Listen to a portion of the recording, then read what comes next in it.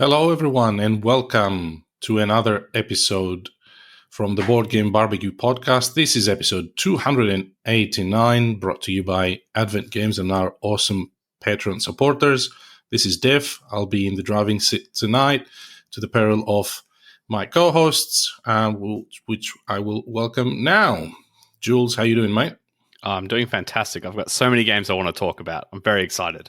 That's great. That's great. Hold your horses for a minute. Joe, how are you? I'm doing well, thanks, Def. I'm just okay, or just fine. You're just okay. You're less excited than Jules. You have less games to talk about.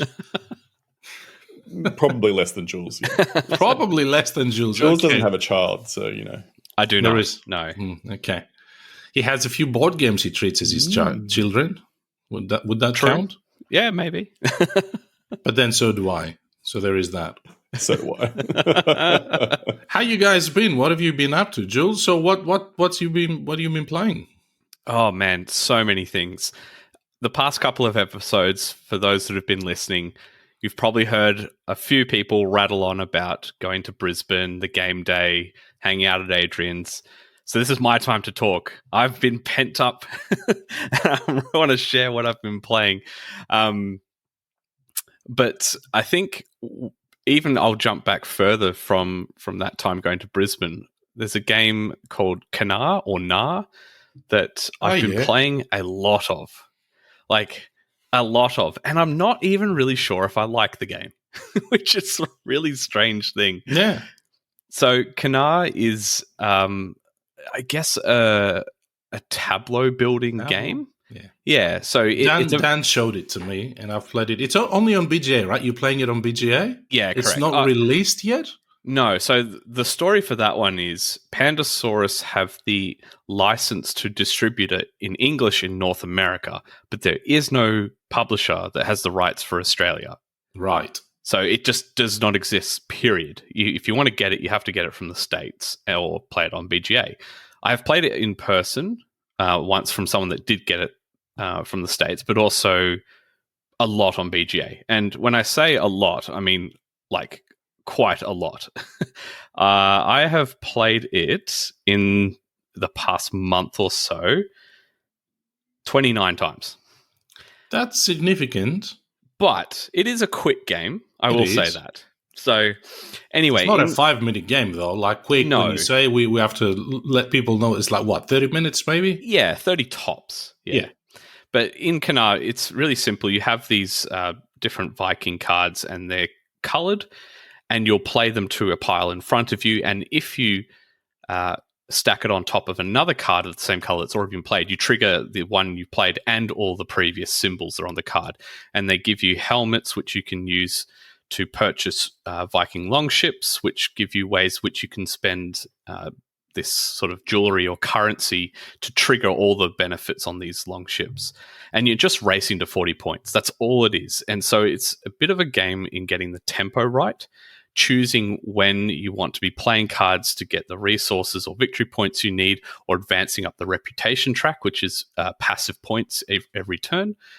And then you can sacrifice or remove those Vikings from your play area in order to pay for those long ships that can give big jumps in points, or the potential to earn a bit of points or more reputation each turn you spend your currency. And there's really not a lot to it, but it just feels addictive. Like when I play one game, I'm like, I'll just do another one. That was quick. I'll just do another one. And that's how I've crept up to 29 plays so far. Do you have somebody you play with on a regular basis, though? No, just randoms on BGA. Just random, yeah, okay. Yeah. But yeah, I've just been really enjoying it. And I don't know if I would even buy it if it came to Australia at this point. I feel like maybe I've played it to death. I don't know. But even now as I'm talking about it now, I'm like, yeah, I'm down for a quick game of Knarr. Isn't that interesting, though? Yeah. Because it's the medium that has allowed you to play it so many times. While if you buy it tomorrow, the physical version might not get played for a couple of weeks because, I don't know, you know, you're not the friendliest person. You have no friends. Nobody wants to play with you. So boys. It's an interesting one. But I mean, played almost 30 times, it has to say something about the game. There's something good about it. I've played it once with Dan, and I thought it was very good. I really enjoyed it. Haven't played it since to, sort of solidify my opinion on it, but I thought it was very decent. Mechanics are very good. Yeah. So that's one I've gotten a lot of plays in, which has been really, really good. That's one of the games that, while I was in the US recently, I picked up a couple of copies of it and was like, I don't think you can get this in Australia yet. But it's not really grabbing me. I'm just going to put it back. I should have, had I known, I would have had a suitcase full and sold it on the black market here in Australia. Go out in the streets with your straight jacket, or your straight jacket, your long coat. Yeah, you need some Knarr. Exactly right. Yeah, that's my vibe. Yeah. Oh dear. Very good. One more game I'll talk about that again. It's actually prior to Brisbane. The folks over at Open Owl Studios. I talked about this on the podcast a while back. They sent us a review copy of Mythwind, and they currently have a crowdfunding campaign going on for a reprint plus some extra content. And when they offered the copy, I happened to be the one that saw the email, and I thought, I remember seeing this on their original crowdfunding campaign and reading the text of it's cooperative, and it's an interesting game in that it has a story, but you can kind of play it forever. In that the puzzle can just keep cycling itself over and over. And I am not a cooperative person at all. And for some reason, I said, you know what? I'm going to try something that is so not up my alley, just to see how I can push myself and explore new things in the hobby. And so they sent the game, and they said, doesn't matter if you don't like it. We're just keen to hear your thoughts and all of that stuff. And I've had a really interesting experience playing it. So I can't remember how many times. We've played several sessions at this point. And ultimately, I would say it's not a game for me for a few reasons. In fact, the video I watched Amy and Maggie do, Thinkathema, their points on the game really married up with what I had to think of the game as well. So if you're interested in what they had to say, check out their video. But I found myself in this situation I rarely ever do, in the fact that my partner wanted to play it and doesn't normally want to play board games. And I was like, this game is really not for me, but you want to play a game? I can't really say no to this. But Mythwind, I have to give it props for what they did. So to go in a little more detail, you have 4 separate characters in the game and their own unique puzzle, each of them. There's a farmer that has sort of a Tetris puzzle, and I can't remember one of the characters I played, but they're sort of upgrading goods and crafting things. They're some sort of crafter. And it's like each person generates their own economy, and they have their own strengths and weaknesses to contribute to their overall town's resources, which are used to build buildings and upgrade buildings in the town. And you're just trying to grow this town. And I won't spoil any story, but there's a story that evolves as you go through the game, and it's fairly light, the story I got to before. I haven't played it since, I suppose. But I was really impressed with each of the characters and how I could see, yes, this is a satisfying puzzle in itself, that it really doesn't have an end. You're trying to maximize an engine and get things done before a whole season ends, which you go through a weather deck, and that's kind of a natural stopping point for your play session. And it's kind of like that Stardew Valley, really laid back sort of vibe. It's just a relaxing, I'll plant some of this stuff here, I'll harvest that, and I'll craft these things together, and that will earn us some money. Now we've got enough to get this building, and now we can do this. And it's very, very clever, really, really well produced. Actually, some of the best miniatures I've seen in some board games in a long time. Really nicely detailed, beautifully sculpted miniatures. And I did have some good times playing it. Ultimately, it's not a game I want to keep playing forever, but it might be one that my partner wants to pull out from time to time, and I'll still do it because playing with her is fantastic fun. So, I'd just say thank you to the Open Owl Studios for sending a copy of Mythwind over, and really impressed. So if co-op is your thing, go check out the current crowdfunding campaign.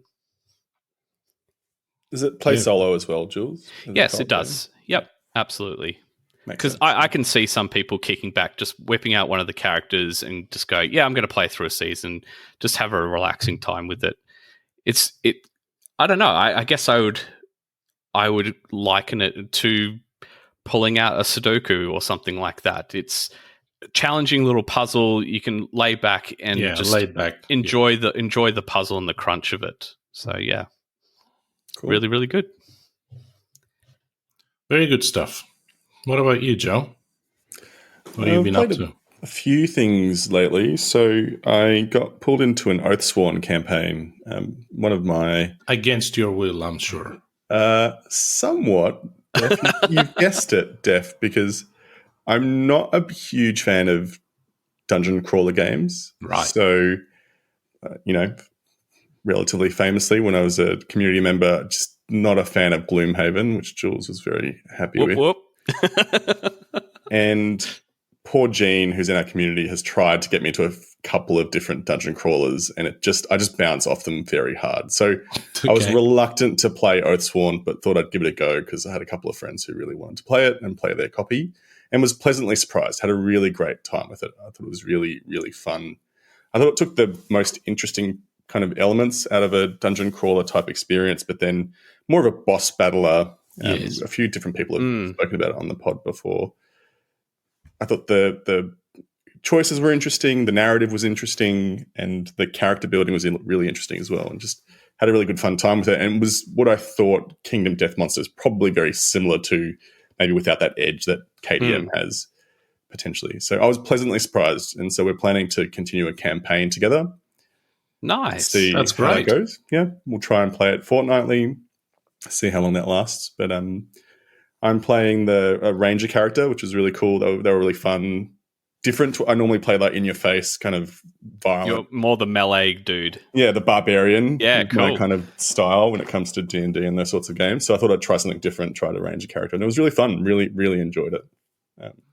I've only played the first scenario, but I thought it was great. I thought it had, for me, the right balance of, complexity in the combat, which you need in these boss battlers to make it engaging and interesting enough, but also not too complex that it becomes such a, huge amount of effort to get through, which I thought Aeon Trespass Odyssey was as a comparison, right? And I really liked the level of narrative and off-battle stuff that was happening. It wasn't, too involved. It wasn't too long of a text wall to read or listen to. It was had enough decisions to get you engaged, but not, a huge amount that you feel like, okay, I'm just turning pages in a book now. I thought it was great. I thought, it was very good. So I'm hoping to continue playing the game, whether I play it solo or find another person to play with. Also, the ability to use characters either as full or companions. Yeah, companions is the word. Yep. Yeah. That was awesome. I thought that was very cool. So I tried with 2 and 2 because you always need to have 4 characters in the game, and that worked fine. Yeah, I thought it was great. And Jules, you've played it as well, right? No, I haven't. You've only painted it. I painted up all the characters and all the support characters in the first boss, but that was a commission job for Devon in the States. And the copy I had, I needed the funds at the time, so I just sold it without playing it, sadly.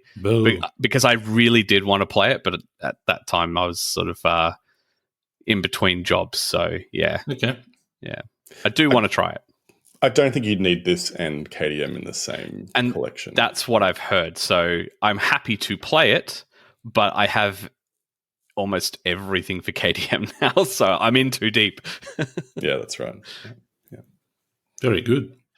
Yeah. How about you, Def? What have you been playing? There's a couple of games on your list that I'm very interested awesome, to hear big about. Ones. Yeah, ones. There's a couple ones, and a couple of these could be just short notices because we've talked about this before, but one thing I wanted to get out of the way quickly is, through the ages, I want to do a proper sizzle for this game again at some point, because I've recently started playing it with my group, and they have all been completely blown away by it. And you know how when we started the podcast, we were talking about, it's probably the longest of these heavy games that I play, and who wants to push cubes for 4.5 hours?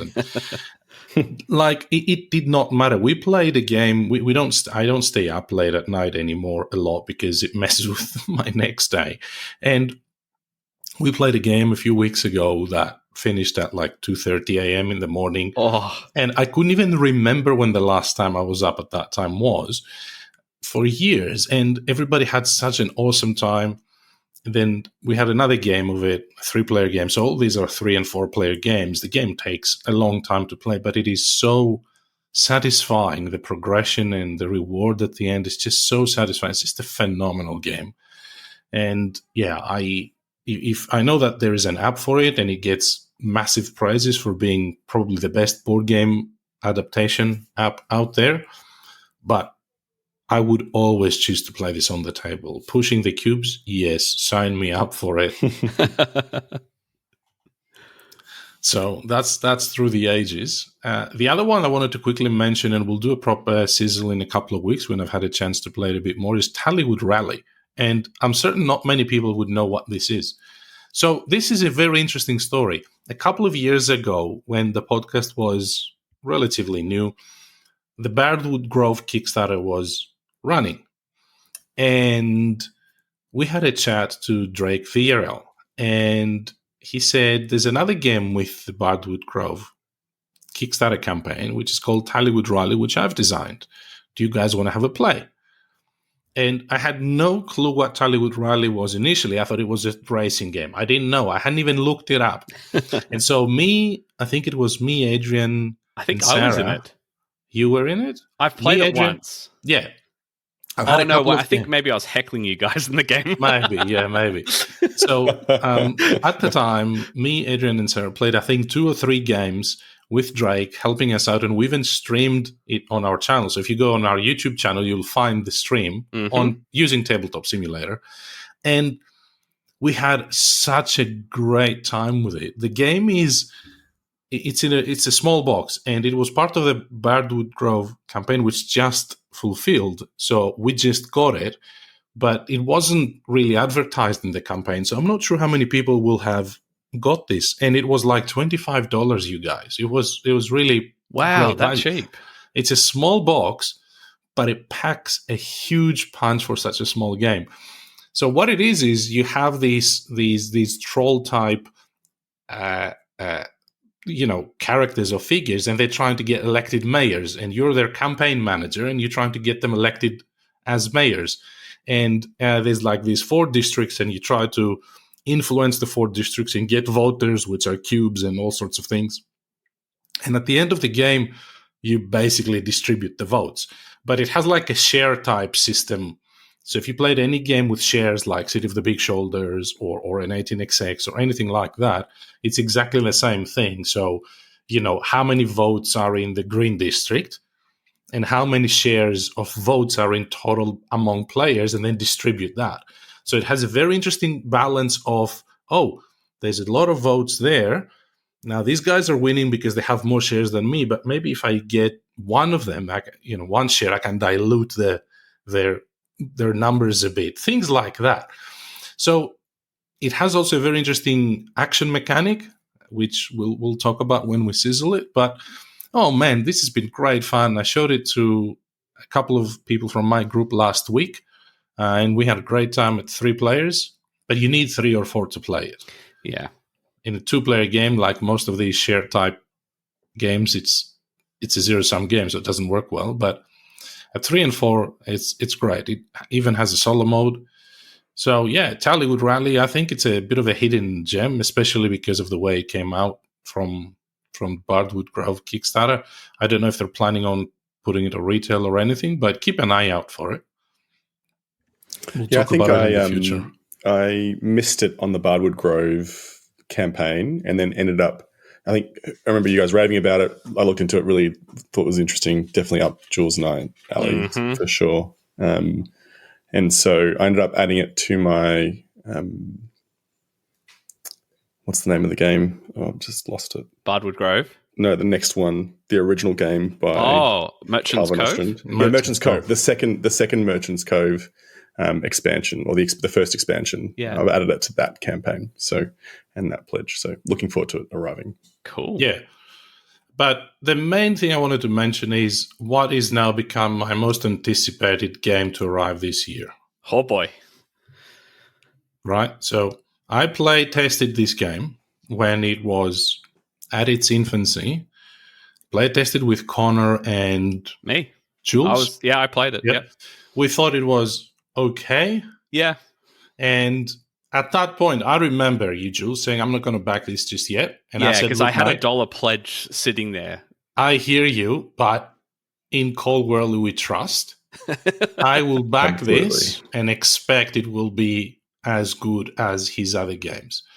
Fast forward a couple of years, the rules are final. You can play the final game on Tabletop Simulator while you wait for the game to fulfill. I hear it's on the boats now, so it should be here in a couple of months. Arcs is, I think, going to be a strong contender for Game of the Year for me. I've played it now 3 or 4 times. It is absolutely phenomenal. So it has a couple of novelty mechanics which I 100% expect are going to be copied or reused in other games in the future. It has an awesome take on trick taking, which is absolutely fantastic.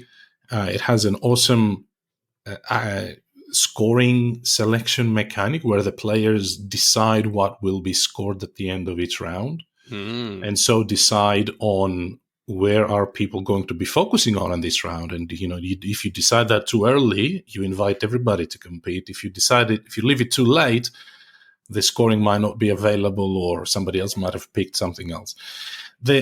I think it is probably the most interactive and engaging game I've played in years. And every single decision you make has massive impact. Which card you're going to play in every hand, even if you can't do much, which card you're going to play has massive, massive importance about your next hand or what other players can do.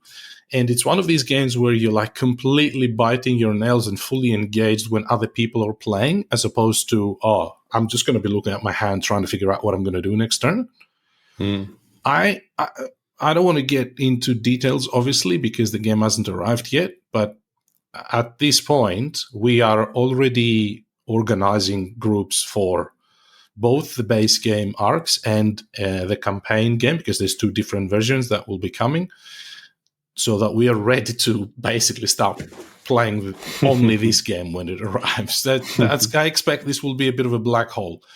So, which is interesting in the first place, because I always said I wasn't a huge fan of, high conflict games. This is a very high conflict game, but it is done in such a brilliant way. Getting smashed in this game feels awesome. So that's what I've been up to, and quite a few things going on. Yeah, I will have to pick up a copy of Arcs. There's been lots and lots of rumbling happening, and it's getting louder and louder in the community. So, I will have to pick it up when it's available. I'm going to call it right now. This game is a lot better than Root. Oh boy. Obviously, the theme is, a lot more niche than Root, and it's cute animals, which is awesome, by the way.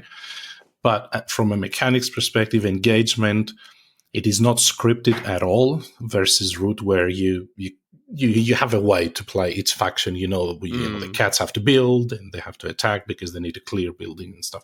This one feels like, it feels like opening a box and sort of playing with all the toys you find inside, and every time can try different things.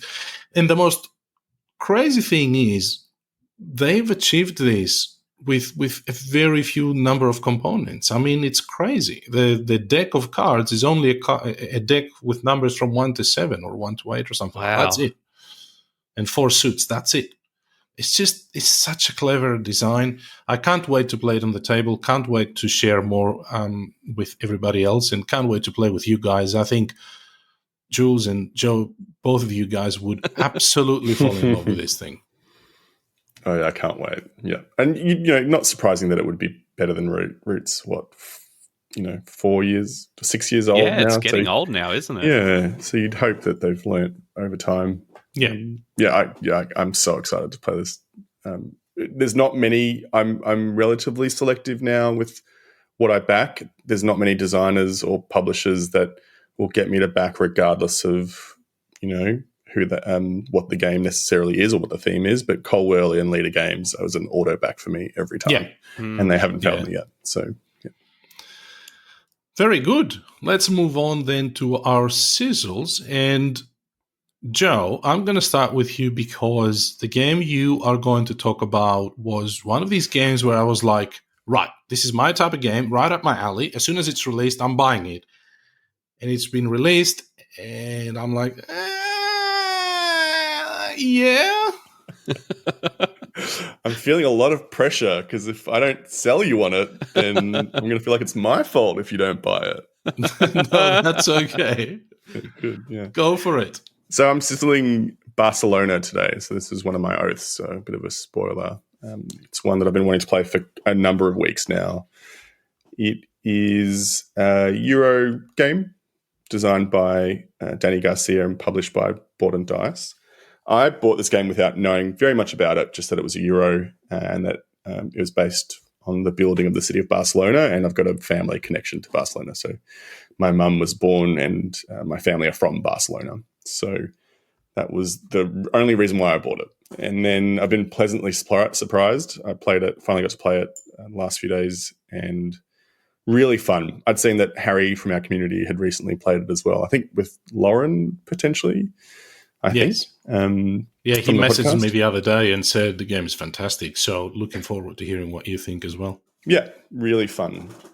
It is so the theme of the game is it's based on the building of Barcelona in the 19th century. You're playing as architects and you are trying to compete to make a name for yourself in the building of Barcelona.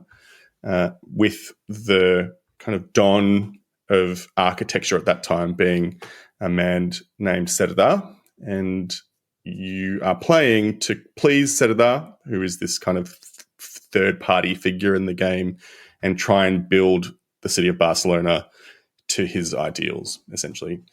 The way the board looks is essentially it's a map of Barcelona, particularly the Eixample, which is the kind of center of Barcelona city, which for anyone who's been to Barcelona, it's that area where you have these kind of grid pattern of the city where you have buildings that are built in a square formation around a square in the middle. In Greece, we call this baklava, mate.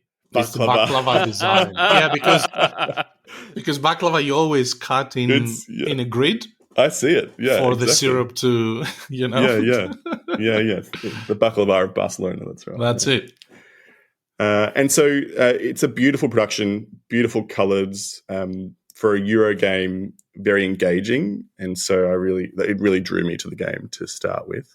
The actual mechanics of the game, the way it works, it's one of those games where the individual rules and the individual components are very simple. Your turn is very simple in terms of what you do, but then the heaviness from it comes from how you kind of put those together to create a strategy.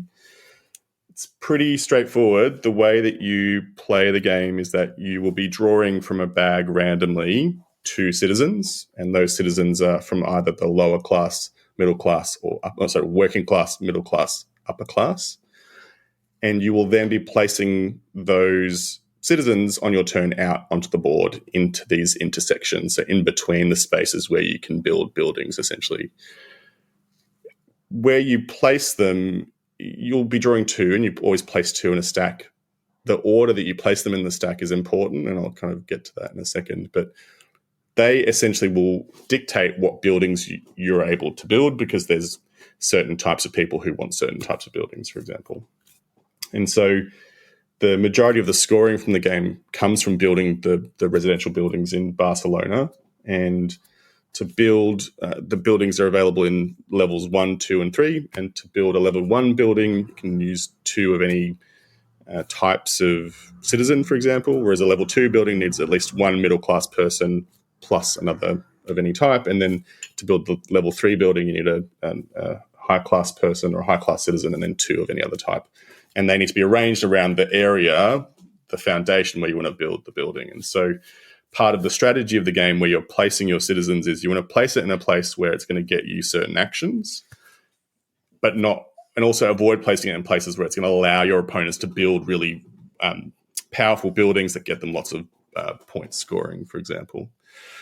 The other twist in the game is where you place your citizens, because the city is formed in a grid, the action selection in the game is based on where you're placing those citizens, and the actions you take on your turn are based on the action that is in the vertical column and the action that is in the row. So you get 2 actions per turn, and that's dictated based on where you place your citizens.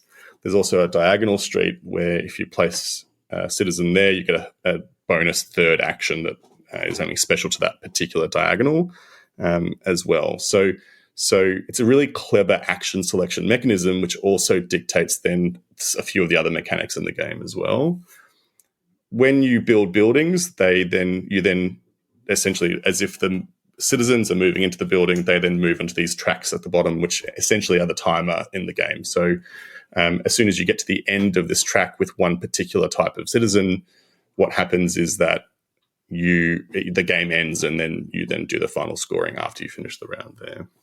There's a few other twists in it. There's, you can build the Sagrada Familia as part of your turn. You can build these special public services buildings that get you extra large numbers of points, and then also bonus actions that you can do as well. Really recommend it. I think Def, you would really enjoy it very much.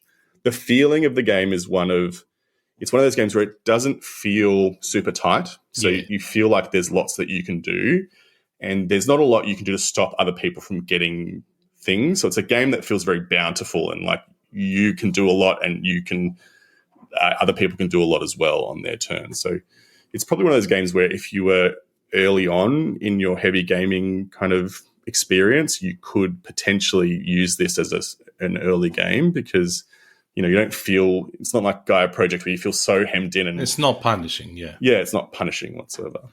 Really enjoyed it. Highly recommend it. That's great. What player count did you play it at? Played it at 3 players, and I think, was it long at 3? It wasn't. It was actually shorter. It's one of those games where I wish it had gone for another 1 or 2 more rounds. Yeah, right.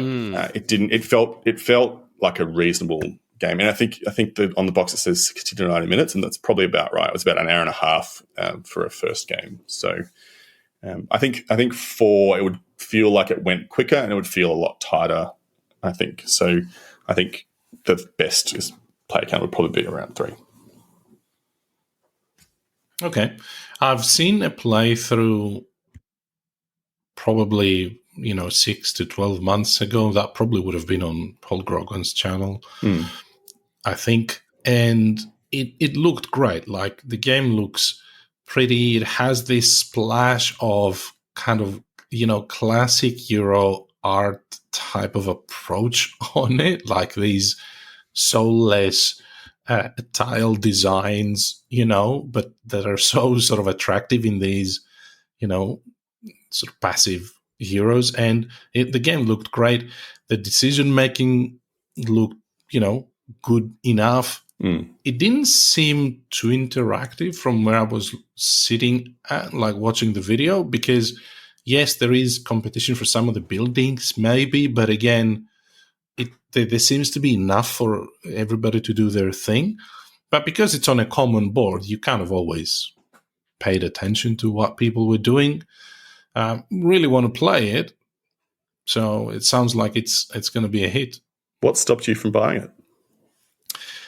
Well, my tastes have started changing slightly the last few months. Hold up. So are you saying, Def, that you want to join the Mean Boys Club? Oh, yeah. Hashtag Mean Boys Club. Well, hang on now, because I'm the one that's been playing and indoctrinating people on Age of Steam since the whole thing started. This is true. So this is true. There is that.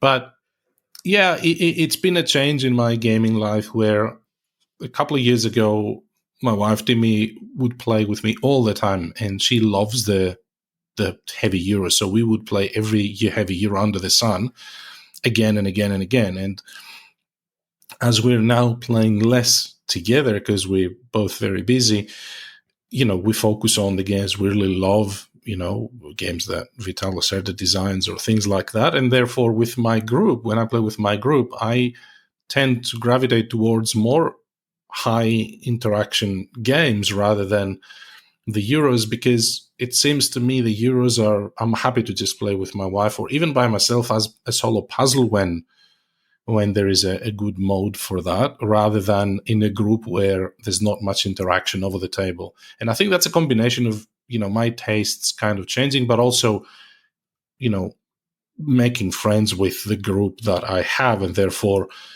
the kind of meta of the group develops, and it's more fun to play interactive games. So I think Jules, you would like this game, and I'm not sure. It may depend on the playthrough you watched, Def, but the people I played with, it was pretty interactive. We were purposefully not choosing certain locations because we don't want to benefit anyone else.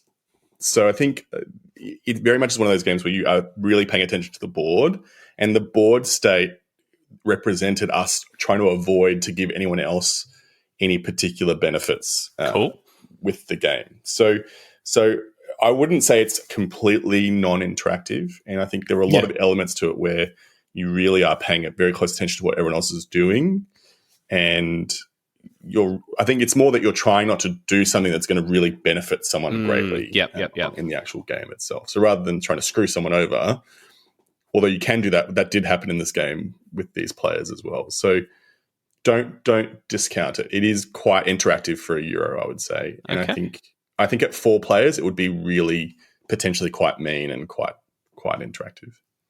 Okay. There you go. So that's Barcelona. Is that published by Board and Dice? Yeah, yes. Board and Dice. Yes. Designed by Danny Garcia. Oh, Arborea?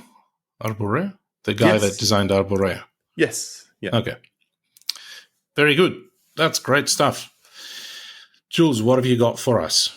Well, I know Barcelona's been a pretty hotly talked about game, and the one you'll talk about soon, Def, I'm sure many people are keen to hear about. But I have the hottest game tonight because as of the time of this recording, it is number 1 on BGG hotness list right now. It is. I'm keen to hear about this. So this is a little game that came out of absolutely nowhere, and it's not often that we as Australians at this sector of the globe get to do the breaking news on something hot and cool, because I know this is getting published in many languages, and I'll get to the name in a second. I'm just leading people on. But I haven't seen reviews coming from North America or Europe or anywhere else yet. I think we have gotten it first for some reason. Anyway, the game is called Harmonies, as an absolutely gorgeous and striking box, and the art doesn't disappoint in the game either. I could best describe this game as a combination of Cascadia sort of meets Calico in a way. And all you are doing in this game is you're creating habitat for animals to live on. So there's a central board and there's beautiful screen printed wooden pieces which represent different habitat types and flora as well. You've got different groupings or different areas you can pick the tiles from, and they're clustered in groups of 3. So you must, on your turn, take a group of 3 tiles and place them anywhere you'd like on your player board. And there's 2 sides to the board. There's a rivers one, and then there's the regular side. But either way, it doesn't change the game too drastically. You grab the set of 3 tiles, you place them on the board, and then you may grab a card. And the card are the different animals, and you're trying to arrange these tokens in the exact way depicted on the card in order to form that animal's habitat. And the card itself will have a number of slots in which you place a cube on it, and when you form that pattern, you'll grab the lowest cube and place it on one of those tiles that it shows you the exact tile it must go on that animal card. If you form that pattern again, you'll grab the next lowest cube and put that on the patterns depicted. And at the end of the game, you'll score the highest revealed number on that card. So essentially, you're trying to form that pattern to the maximum number of times to maximize the benefit of the points for that particular animal. There are a couple of rules on how you can stack some of the pieces. Now, there are brown ones which are wood, which you can stack up 2 high and then put the leaves on top to form a tree.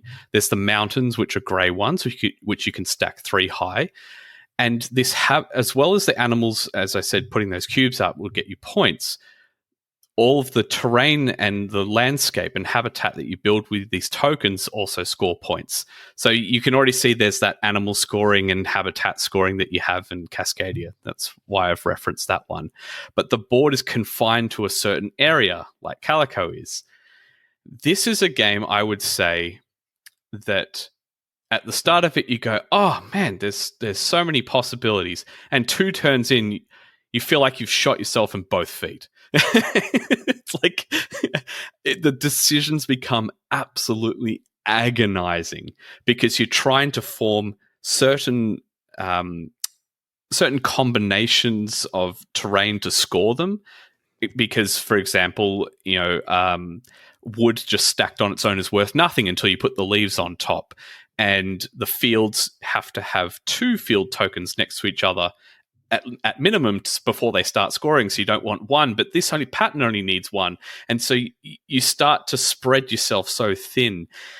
And one of the other cool things about the game is that you can take up to 4 animal cards at a time, and you have to fully complete them before you can move them off, before you can grab another one.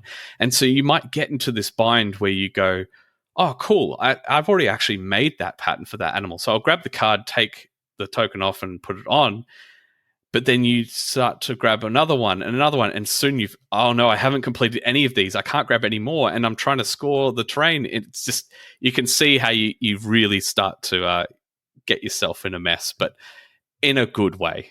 It's such a clever puzzle. It feels crunchy. It doesn't take long to play. This is 20-minute game. Well, I mean, as long as, however, let's just say the playtime is however bad your AP is, I suppose. Sure. For me, I put out a quick snap review on the community in the past week after I played it for the first time. My words were, watch out, Cascadia. And I stand by that. This, to me, is so easy to teach, really, really easy to get families on this one. It's beautiful, it's striking, but it has such a crunchy and tight decision space that I really love. Can I just say, shout out to all of the, these small, quick, abstract games that, with so many out there, still manage to surprise us and, give us such a great experience in a 20, 30-minute playtime. I wouldn't suspect it's an easy thing to do, and it's probably very difficult to do by accident. Looking at this, first of all, the game looks gorgeous. That's beautiful. The game was absolutely beautiful. When I saw it, it reminded me of another game where you stack these discs on top of each other, and I've been spending the last 2 minutes trying to figure out which game that was. That was Mandala Stones. Yeah, I was going to say, is it Mandala Stones? which I haven't not played, but I wanted to as well. But yeah, it sounds awesome. I really want to give it a try. I've seen a couple of photographs on Board Game BBQ. Like you said, Jules, I don't think many people have got this. So it's going to be interesting when it hits the market. Yeah, this is a straight to retail game. This is not a Kickstarter. No one's missed out on it. Like, this is coming straight out to retail. The game, it's really funny because when I made that post on the community, a few people started piping up, including Matt Dunstan. Okay. And started almost writing out the mechanics just based on the picture he could see. It was so intuitive. He's like, oh yeah, I can see this card probably means you need to make that shape and this would go here. Like, it wasn't perfect, but he'd never read the rule book and looked at it and go, I think I know what's going on here. The game's mechanics are really familiar from a few things that it's very quick and easy to pick up. I haven't tried the river side of the board yet. All it really does is it changes the way that rivers are used and how they help with scoring. In the normal side of the map, you're just trying to make one contiguous line of the tokens to form a longer river. The longer it is, the more points you get. But on the flip side, you're using it to break up the land masses, and you'll score points for islands that you create.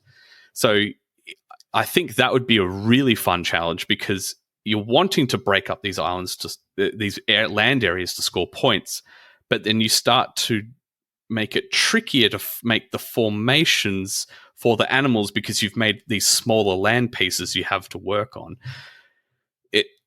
This is a game I could just keep playing over and over again. Presents new challenges. There's a good sized deck of cards with different animals, with different shaped habitats, different difficulties. Like, some of them only need 2 tokens to form it. Some need 5 tokens to form it. And that's vertical as well as spreading outwards. Really charmed by it. I'm very, very impressed, and I can see this one climbing the ranks. So, yeah, that is my thoughts on Harmonies. While you were talking, Jules, I went and bought it, so I'm going to go pick up my copy in a couple of days' time. So fantastic. I can't wait to play it. This game looks like it would go down a treat in my household. So fantastic. Yeah. We loved Cascadia. My husband loved Cascadia, so I think this would do really well. And sounds like it would have a bit more replayability than Cascadia. I think it does, for sure. I think one of the things I failed to mention to get the most out of that puzzle is, with the formations of habitat depicted on the animal cards, you can use the same piece in multiple patterns. So if you have like a building which is a formation with a red piece on it, it might be depicted on one card. You can use that same one depicted in another card. So you're really trying to get multi-use out of every single piece in every possible way you can. So yeah, very satisfying to play. But also, like I said, 2 moves in, it will feel like you've shot yourself in both feet. Cool. That's great stuff. So that is Harmonies. Hey guys, just popping in to remind you about our awesome sponsor, Advent Games. Now, I know every week we talk about their amazing range of games, but did you know that they also have a huge range of RPG books, game inserts, organisers, sleeves, even miniatures and scenery to make your next game night an experience to remember. And as always, shipping is a flat $10 if you live in the Sydney metro area and $15 for the rest of Australia. And don't forget, if you sign up for their newsletter, every Friday you receive an email with the latest specials, newest arrivals, and all the games that have just come back into stock. So there's no excuse for missing out on that game that you desperately want in your collection. So why not grab your next Sizzling game from Advent Games? Head to adventgames.com.au now. Def, I really want to hear about your sizzle. Oh boy, let me roll up my sleeves now. I'm so ready. This is a game where I missed the Kickstarter because I was in a PhD black hole for like 6 months where I didn't emerge. Completely missed it. So can't wait to hear about it. Right. So those of you that know me and have sort of listened to the podcast from the very beginning, you know that I fell into the black hole of heavy Euros when I first played a Vitalicer game. At the time, that was Vignos, and kind of never looked back since. And so this is the first Vitalicer game this year. Well, the first, I don't think there's going to be another one, but this is the new Vitalicer game for this year. Inventions, evolution of ideas. And a couple of thoughts before I describe the game. His previous game, Weather Machine, which, by the way, I think is absolutely phenomenal game. I know some people have bounced off of it, but for me, it was absolutely fantastic. We've loved playing it, and we played it to death. But that game, I did a lot of play testing with Vital and with Adrian and with Sarah and with Connor and with Ian O'Toole. So play tested this a lot at its first few versions. And that was long nights, with Vital on the Discord, finishing games at 2, 3 a.m. It was then when the game was finished, I was so super keen to play it that I went back to Tabletopia and played it online, tried the solo mode even, played it with Dimmy sitting next to each other in front of the screen. So why I'm saying this is that when the game arrived, it was a known quantity. I knew exactly what I was getting, and I still adore playing with the machine on the table, but it was nothing new. Like, there was no element of surprise. And in a way, I missed that. So when I saw that on Vital's Discord they were playtesting Inventions, his next game, I was like, you know what? I think I'm going to stay away from this because I want to know nothing about this game. So when it arrives, it's this old feeling of opening up a box of a new Vital Lacerda game. What is this? What do these pieces do? Let's learn it. Let's find out what there is to know about it. And that's what's happened with Invention. So it's been a very different experience. And the reason I say this is because I feel like that sometimes we chase the information early on so much that we miss out on that, surprise that games can give us. That Christmas morning feeling. You just said it yourself, Jules. Harmonies, nobody knew anything about. Out of nowhere. No hype, nothing. It just hits it, boom, and you play it and you go, holy crap, that is great. And so I'm not saying we shouldn't build hype and we shouldn't, get excited about upcoming games, but for me, I really missed that feeling. And so Inventions arrived a couple of weeks ago, and we've now played it at 2 players. We had a very late night 4-player game last night with my group. And yeah, the game is fantastic. It feels different to his other games, and I'll explain why. But essentially, the game is about the humans evolving over time from, the Homo sapiens sort of era to the modern technology evolution era. But it follows that evolution through the inventions and the ideas that humans had. So Vital doesn't like calling it a civilization game, as I understand, because all civilization games have war and conflict in them because humans. But so this one is the closest thing you would get, I think, from this designer to a civilization game, but it follows it from the concept of ideas that societies have created in their minds, and then sort of inventions that came out from those ideas and all the innovations that came out of that and the evolution of society through those. This is a very, very interesting game mechanically. If you love heavy Euros, you're going to have a field day with this, just exploring the mechanics. The theme is great, but exploring the mechanics it's just a joy. The main thing is you play it over a series of rounds, and people go and take their actions on a clever action selection space on the main board. But then you have this map of the world divided in 7 regions, and that's where you start displaying or presenting your ideas. So the way this works is there's 4 steps to an idea. So ideas are cards that people have. You draw them from a display or a stack, and then the first step is presenting your idea, which means simply placing a card in one of these regions of the world. Then any other player, including the player that presented the idea, could go and take this idea and invent the actual thing. And then a different player can go and innovate on the original invention. And then a different player can go and share the overall outcome of the invention, share the invention with the rest of the world. So when that happens, when the final step happens, everybody that was involved in the different steps of developing the invention gets something. Whoever presented the idea gets points. Whoever invented the actual invention gets the card as an invention, which gets them access to new actions. Whoever innovated gets more people to talk about it on the map. So it becomes, and whoever is sharing the idea, the active player, they get access to, end game scoring tiles and things like that.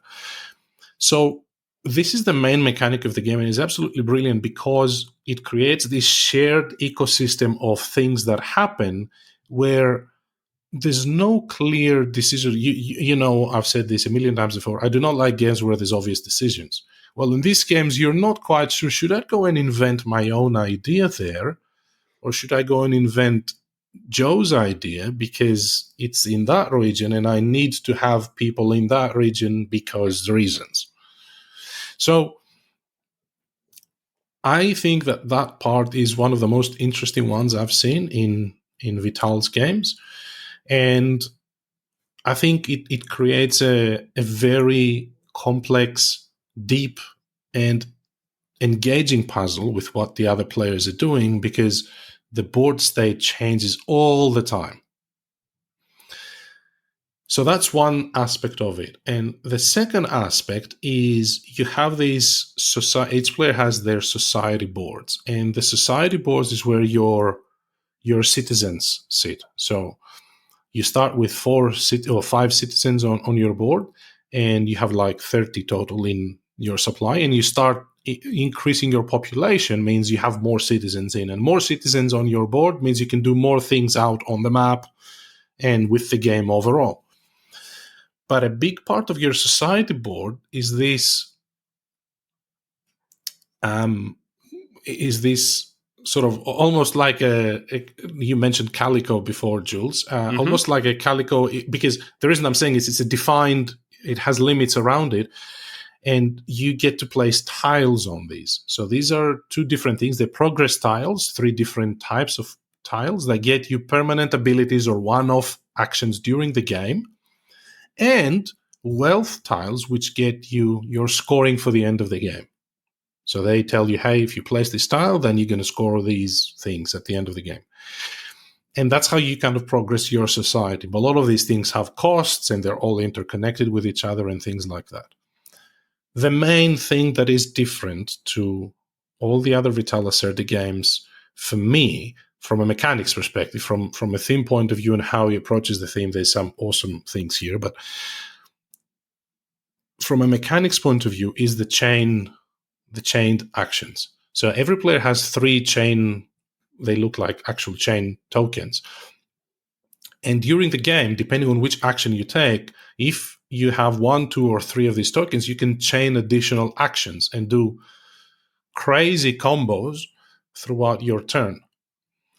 Now, in any other game, I think that this would have a massive threat for both paralysis analysis and massive downtime.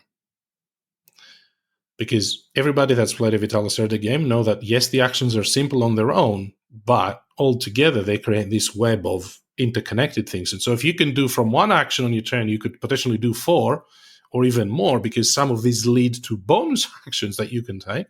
You kind of go, okay, well, what's that mean? That one player might be taking their turn for 20 minutes where everybody's waiting? It doesn't happen because of a very simple and, in my view, brilliant solution. All the actions, no matter where you take them, they're exactly the same. So when you take a travel action from the main board, it is exactly the same steps, or if you take the travel action from a bonus tile or from a card or from something else. And so it's always very clear and very sort of streamlined the way the actions work. But even from a theme perspective, like I said, I think it has some brilliant aspects to it. For example, the timer of the game is the Chronos meeple. Chronos is the Greek word for time, by the way. And so it's just a simple way of tracking where you are in the game, which action and which round and etc. But here, the rounds are called eras. And each era does represent a certain historic period, which brings in these different milestones, which are these big tiles that are prerequisites for people to be able to invent things. So if you want to invent something, well, you need knowledge of something else, so you need access to that. But that also denotes whether one civilization or one society is ahead or with or behind the times. And on the board, this is very easily represented because you have a little era marker, like a little, a time capsule marker. And if that marker is on the same era as the Chronos token, then you're together with the times. You're fine. If you're ahead of the Chronos people, you're ahead of the times. If you're behind the times. And this has impacts on what you can do and how much can your society board progress its turn, and a whole bunch of other things as well. So I feel like from a theme perspective, it hugs the whole sort of civilization, society progress, inventions very well. By far, my favorite part of the game is how the ideas bit works on the map and how you can share the whole process with all the other people. There's a bit of area control as well, because in each part of the region, there's some actions where you can place your influence token to gain some significant points, but you can only do that if you have the majority of citizens there, things like that. So there's a few things going on. There's a lot of things going on in the game. And yeah, I think this will appeal a lot to people that liked having something like, what I'm thinking here is, if you've played on Mars, and people that are listening that have played on Mars, you know how towards the end of the game, on Mars, you've got a few blueprints on your tableau which have all these secondary actions or executive actions. You've welcomed a few new ships, and they also uncover new executive actions. And so you can do things through different avenues. So you could, I could move this rover and get this tile, which would allow me to get a blueprint, which then I could use an executive action to upgrade the blueprint on the same turn. Well, in Inventions, you get all the options, everything, from the first turn of the game. Oh, wow. So it becomes this overwhelming kind of, I don't really know what I'm doing puzzle, but I feel like the Civ or society evolution aspect of the game plays well here, because if you do something, you will benefit from it. Maybe you will not benefit in the most efficient way. Maybe you could do something else to benefit more, but you will benefit somehow. So if you don't, I don't really know what I can do, but I see an idea there, maybe I can go invent that. Is that the best thing? Maybe not, but it helps your society evolve nevertheless. And so I feel that that's an interesting tie to the theme of the game, where it's all about, evolving and society progressing. So yeah, I'm very happy with this. I'm very happy that I waited to get it as a bit of a surprise. I didn't know anything about the game. I hadn't even watched unboxing videos. That's how little I knew about the game on purpose. And I kind of like that. So I'm thinking I'm going to do the same with his next game, Speakeasy, which should be on Kickstarter later this year. But I'm looking forward to playing this a lot. I think this is probably best at 3 and 4 players. I've done a couple of 2-player games now, and the game works fine. There is a third player that comes into play, like a dummy player that messes with ideas and inventions and stuff. It's not complex at all. It's one step. So there's no real overhead there. But the 4-player game we had yesterday was awesome. So I do think this benefits more in 3 and 4-player counts. But it has also a solo mode that I've heard works really well. I haven't tried it yet. But yeah, so very happy with this. I don't know if you guys have seen much about it or if you're interested in it, but Inventions, I feel, is going to be a success. Having spoken to a few people in my group, or a few friends, they all really enjoyed it. Some of them are talking really high of it as well.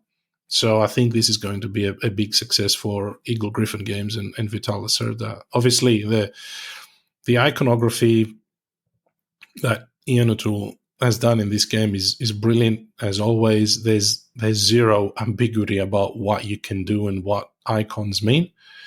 And I feel like also in this game, the whole iconography kind of completely gets out of the way of the gameplay. Completely, you know what I mean? Like you don't even think about it. Like we've only played this game a few times, and it's already highly intuitive. It's like I've always spoken this language. I already know it. Yes. Yeah. So that's Inventions, Evolution of Ideas. That sounds, just arrived from Kickstarter. Yeah, that sounds really interesting. I'm very, very keen to give that a go. And I'm curious to ask this question. Obviously, it has its fresh Kickstarter sheen still on the copy. But if you had to predict, what does Def in a year's time think it ranks in the Vital Lacerda games? I think this would probably rank pretty high. Okay.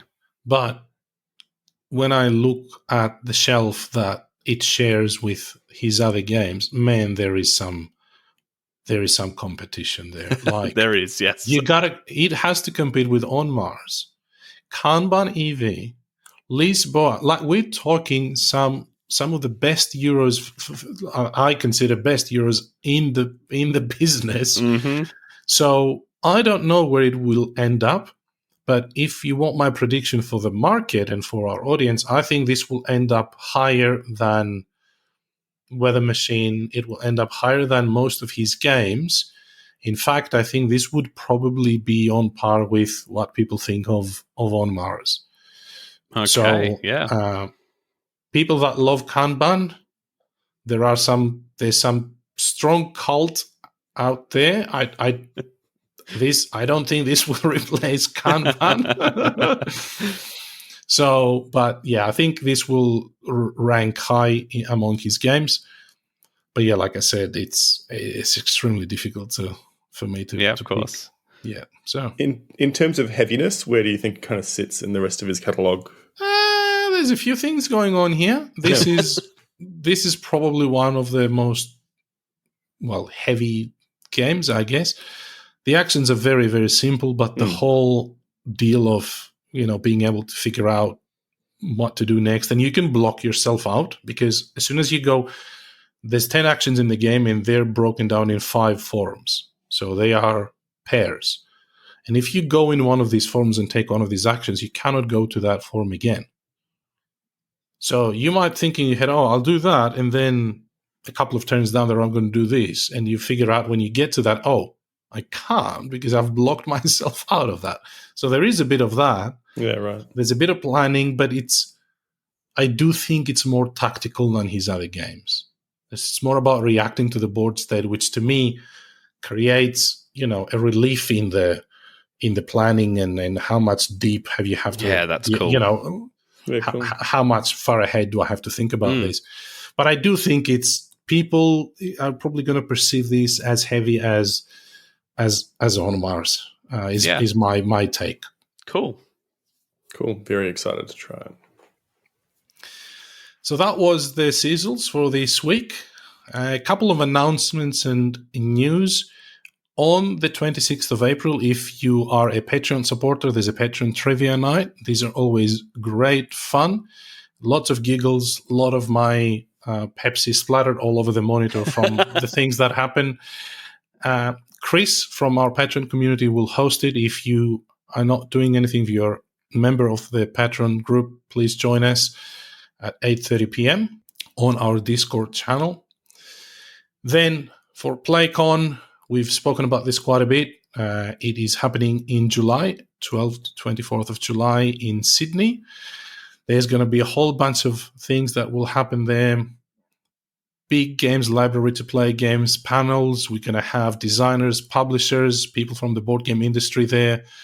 Designer alley for local designers to showcase their latest games for you to try. We're hoping this will become the biggest board game event in Australia. So please come and have a look. Join us. There's still spots available. Go to play-con.com to have a look at the tickets available.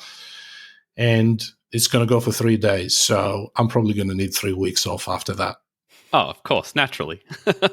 Also, if we're lucky, and if I'm reading this right, Jules, you can tell me if I'm wrong, we should have copies of ARCs from Liddy Games, which we're planning to show to people at PlayCon. So that is correct, yes. There's another incentive. That's it. There's one more bit of news and announcement we need to make, and this is that the 18th Annual Golden Geek Awards is live for nominations at the moment. If you are listening to this podcast, I hope you've been enjoying it and hope you've been a listener for a long time. But if you're a first-time listener, that's great too. Please head over to Board Game Geek and throw us a nomination. We were absolutely blown away and stoked last year when we got nominated as a finalist. We didn't get the W, but that's okay. But to get a nomination actually is a humongous help for the podcast in growing and making people aware of all the cool stuff we're doing. So if you need assistance with voting, you can ping any of the admin in the Discord channel or reach out on the Facebook community. There's a few steps to go through. It's not too difficult, but if you need some assistance, we are more than happy to help. But please chuck us a vote if you like what we do. We'd greatly, greatly appreciate that. So interesting to hear you say you don't care about the W, Jules. Like, these are words I never thought I'd hear you uttering, but here we are. It's actually quite interesting. The way I've seen it is the people that actually come second each year get the most benefit because the winners can't be nominated again ever. Oh, really? So, once you win it, you can never win it again. It's an award you only get to win once. And so the person who comes second gets, again and again, all that filtered out. Yeah, that's it. So anyway. Very good. Yeah. Thank you for sharing that.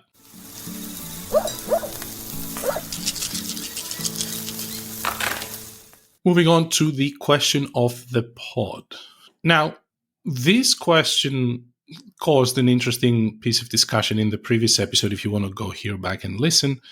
But we got some very good responses in our community. The question was, does playing in board game competitions change the enjoyment of your experience? Now, before we read the answers out, just can I just say that I've been avoiding playing in competitions like the plague not because I don't like competitive settings, even for board games, but for two reasons. One is I actually don't want to start looking at strategies and how to get better at a game for a competition's sake. And this is the reason I never look at, strategy videos or what can you do with this and that. I just prefer exploring the games on my own. And the second thing is playing in a competition most of the times requires you to play with people you don't know. And I hate that feeling. I don't play on Board Game Arena almost ever if it's not somebody I know from our community or you guys, because I just don't like playing against random people. So we got a few different answers there. Jules, you want to help us with some of the Facebook responses? Yeah, sure. So Kenny said, absolutely. Playing on BGA is a bit like this for me as well when I'm playing against randoms. At that point, it's all about the competition and optimization of the systems, and the social aspect is basically non-existent at that point. I think he's alluding to what you said, Def. Playing with people you don't know really changes that social aspect of the game for sure. We had Ryan also say, my experience with competitive settings is mostly TCGs, like Magic-based. It's remarkably different when everyone's trying hard to win and it's quite cutthroat. But if you enjoy that, you won't get the same feeling from social games.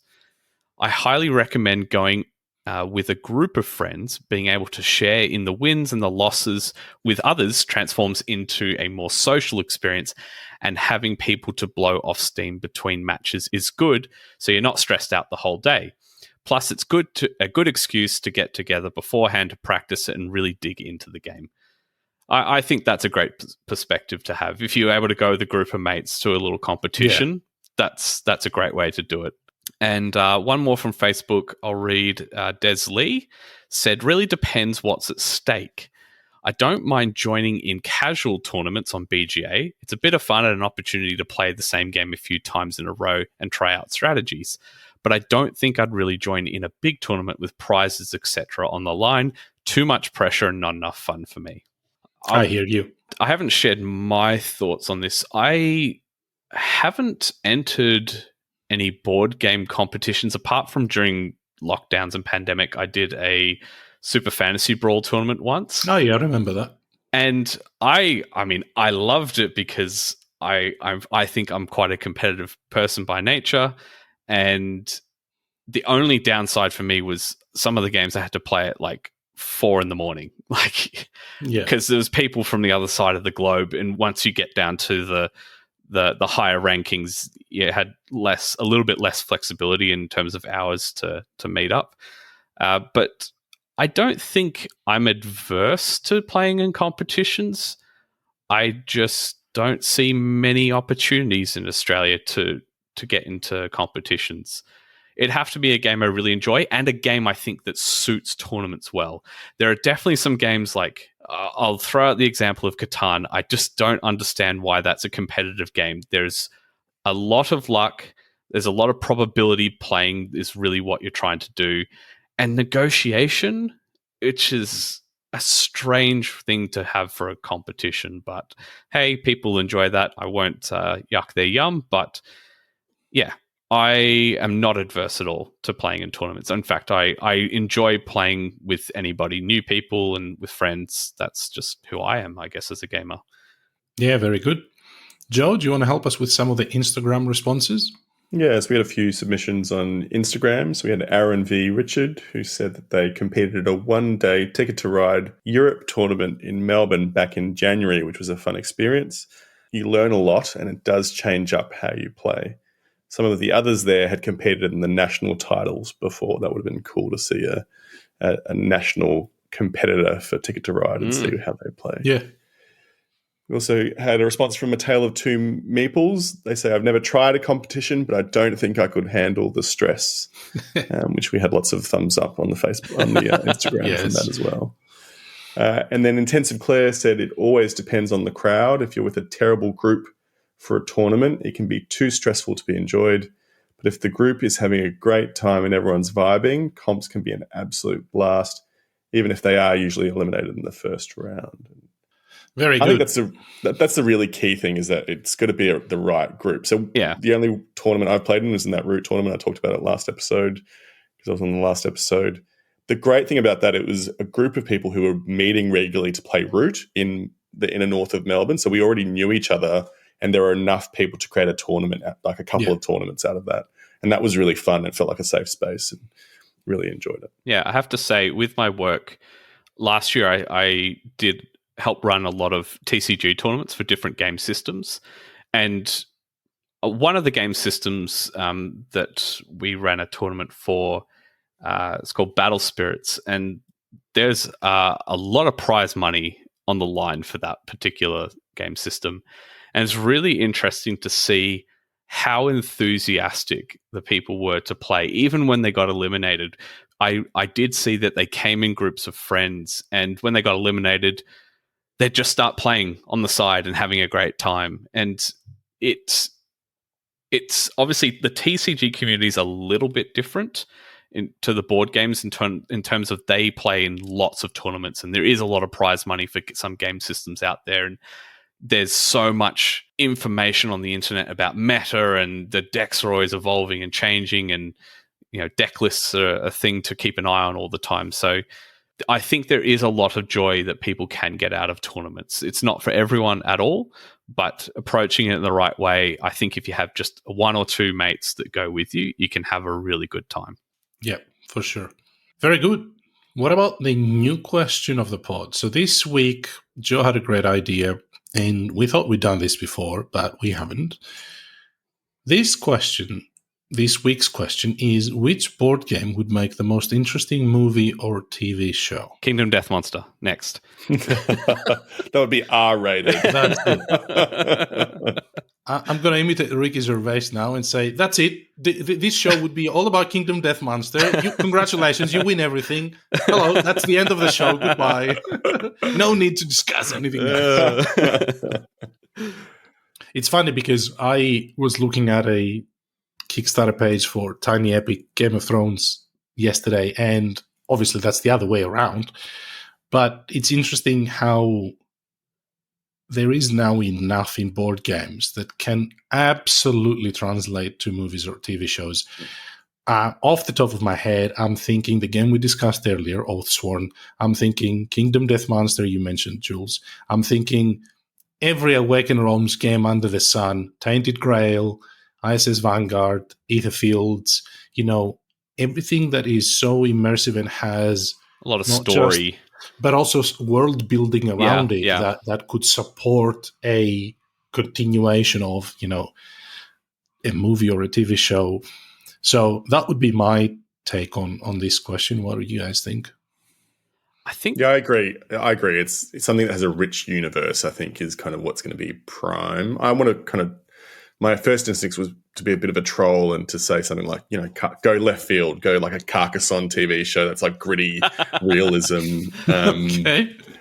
But yeah, I think anything with a rich universe. I think a cartoon based on like the Root kind of lore. Yeah, I think I would can be see really it. cool, really interesting.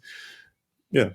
Yeah. Jules, what do you think? I don't play a lot of heavy narrative games, and just because not that I'm disinterested, I just haven't gravitated to them or haven't found a group that's super into them. KDM being an exception, of course, but I was thinking of Ankh and having the gods fighting for relevance. That's the theme of that game. Like it. The gods are trying to fight for the relevance and make the people remember them, and there's a murder of a god at one point, and obviously the theme is super light in there, but Egyptian history is so interesting and rich, and I think pulling that mechanic that's sort of or the theme that they show in that game of the gods are falling out of relevance to the people and they're trying to stay in the forefront of people's minds is quite interesting, and that merge mechanic that's so divisive for some people I think would be fairly interesting, I think. So we want to hear from you guys, our listeners.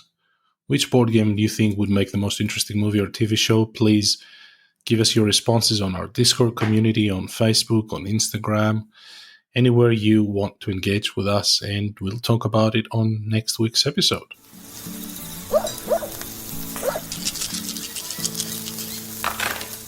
Now, before we move on to the oaths, which I know there's going to be a few interesting things that happen, just a quick community thank you note.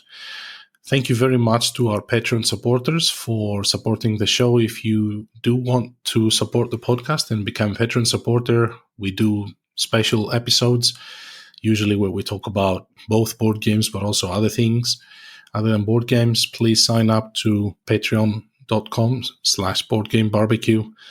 You also get access to a channel on our Discord community for our Patreon supporters. As you heard earlier, there's also a Patreon trivia night coming up in April.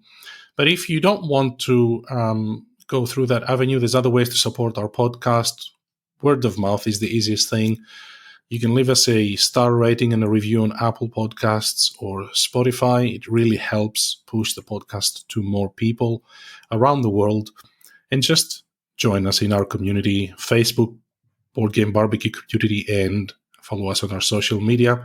And finally, you can always find us on Discord, where we talk and play games most of the time. So thank you to everyone for supporting the show. We really appreciate it.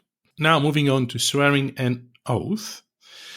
I reckon I'll go first in this one because my oath was to play Inventions, which I clearly have done. And that's an interesting way of avoiding my previous oath, which I haven't done, which is to play 21 Moon on the table. I've played it online, but I haven't played it on the table yet. That's still outstanding. Now, for a new oath, may I remind everybody that I also have another oath, which is ongoing for this year, which is to play all of my coin games. So I'm hoping to play Falling Sky, which is becoming slowly my favorite coin game, next week or the week after with my group, if I can. So that, including 21 Moon and playing even more Inventions, I think I should stop there because I don't see anything else happening in the next few weeks for me. So that's where I'm kind of sitting. What about you, Joe? Yeah, so I played Barcelona, so that was one of my outstanding oaths. Last week I also said I was going to play Triumph, but I was on the pod last week. So I am going to play it. I'm probably going to play it tomorrow, so I'll be able to talk about it the next time I'm on. Awesome. I'm really looking forward to that. Yeah, it looks great, so I'm very excited to give that a go. So for a new oath, something else I've been wanting to get to the table, also hoping to play that tomorrow, is Wormspan. Yes. Yeah, I think you talked about it on the pod, Jules. Yeah, I have. It's good. Yeah. I bounced off Wingspan a little bit. I think I played a 5-player game of it that dragged on so long. I was like, I need to sell this game that's now. The worst of the player counts. Yeah. That's my bad. So I'd love to give it a go and see what's different. Excellent. And you, Jules? So my last one was to play Black Rose Wars Rebirth, which I did do. Come on, I've been waiting for you to sizzle this and understand what is the deal here. Did I make a mistake not backing this? I remember you and me sitting on the floor at the retreat 2 years ago, maybe more maybe now. 3 years now. 3 years ago, Yeah. sitting on the floor and digging through the box of Black Rose Wars and like just being in awe of the art and the whole sort of approach to it, and it was something that I was looking forward to hearing about the new game, how that went. It sounds like I'm going to have to wait for a future episode. Yeah, you will. Look, I won't bury the lead and say it's fantastic. I want to play it a few more times before I give some in-depth thoughts about the differences between the versions. I can already see some fantastic improvements they've made, but I really do want to dig into the absolutely insane depth of content that is in that game before I give it its review that it deserves on the podcast at some future time. For a new Oath, I don't really have... Oh, that's not true. I do have some games in my collection I haven't played. I am not feeling brave enough to swear to play them at the moment because I don't feel like I have the time. I'm going to be working the next 2 weekends in a row. So that's a bit of a challenge. How about we play, the three of us, you swear an oath for the three of us to play Arcs on Tabletop Simulator one evening? Okay, yeah, done. I mean, let's do it. Yeah. That no I can need to commit ask to. Joe. Sorry, Joe, you've been... we've twisted your arm. Willing participant, don't you worry. Yeah, cool. I haven't played Arcs since all that way back. You mentioned, Def, when it was in early days and still in development. And yeah, I'm very keen to try that. So yeah, I will play Arcs. I will avoid the other big game that's sitting on my shelf that I haven't played my copy of yet. Which one is that? Burn Cycle. Oh boy. Okay. Sold. There you have it. And these are the oaths. Well, 2.5 oaths. Mine doesn't really count for this week. And that brings us to the end of the show for this week. Thank you very much for listening. Jules, Joe, thank you very much, guys. This has been a very fun episode to record. Thanks for the chat. That was fantastic. Thank you, guys. See you next time. See you guys when we play Arcs. And everybody tune in to the next episode next week. Take care. Bye. Bye. That was pretty efficient. Tight. Very good. Def, you wanted efficiency, and Jules and I can deliver that. That's it. If it was Adrian, you would have been... Yeah, no chance. I'd have to mute him.